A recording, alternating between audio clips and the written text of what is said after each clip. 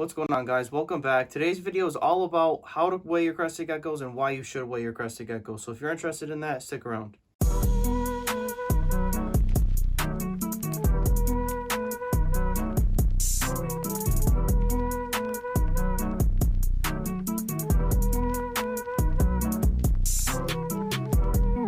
Alright guys, so the first reason why it's important to weigh your crested gecko is that you want to make sure that when they're small, that they're gaining weight at a normal level. And if they're adults, that they're continually staying the same constant weight. Sometimes you'll have some fluctuations, but that is normal. The second reason why it's important to weigh your crested gecko is to make sure that they're eating. So along with checking for poop, if you're checking their weight, you kind of get an idea that they are eating and they are gaining weight.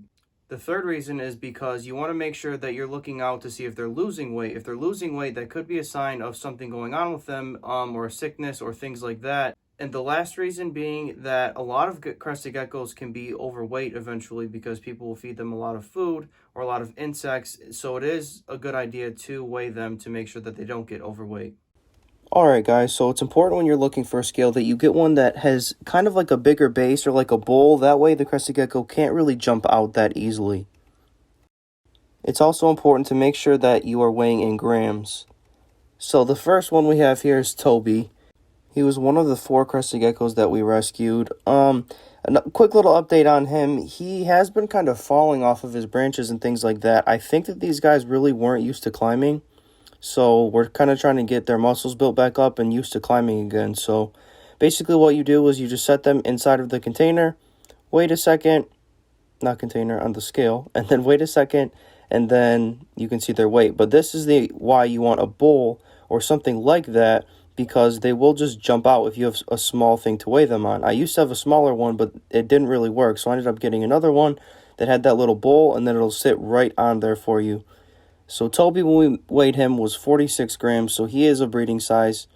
And yeah, that's him. Very nice pattern color on his back. Right here, this is Chubby. She, I was told, was already pregnant, but she has yet to lay, and she doesn't really act like she's laying or doing any of those signs, but who knows. Really pretty. Kind of squirmish, but not too bad. Still getting used to being held and things like that. When we weighed her, she was right around 42. Couldn't remember. So she is actually a breeding size 2. And here we have Flo. She's probably the most calm out of all of them, honestly. She's got that cool little spot on her leg, too. This is really the first time that I'm weighing a lot of these guys, honestly, because I didn't really want to freak them out at first after just getting them. So I'm kind of taking first weights and getting used to everybody and things like that.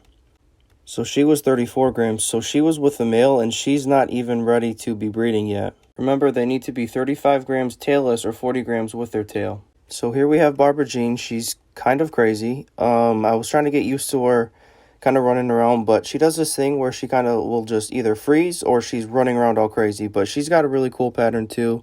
I believe she's got some like portholes on her sides. Those are the things that are those little white spots that don't get developed when they're in the egg, so they actually look like kind of like ink blots, but on the side and they're white.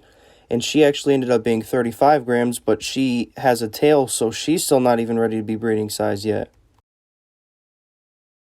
Alright guys, so after you get done weighing them, it is important that you do keep track of this. I keep track of all my crested geckos' weights every single time that I weigh them. That way I can monitor if they are fluctuating in weight, or if they're going down in weight, or going up in weight and getting too heavy, and things like that. That way you can just monitor them and make sure that they are okay. So I typically will just write the name of the crested gecko, the date, and then the weight.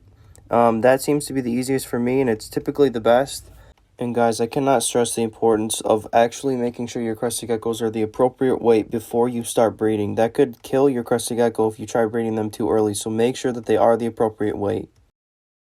Alright guys, that'll do it for today's video. Thank you for watching. If you liked, please don't forget to subscribe so you won't miss any future videos, and I will see everybody in the next one.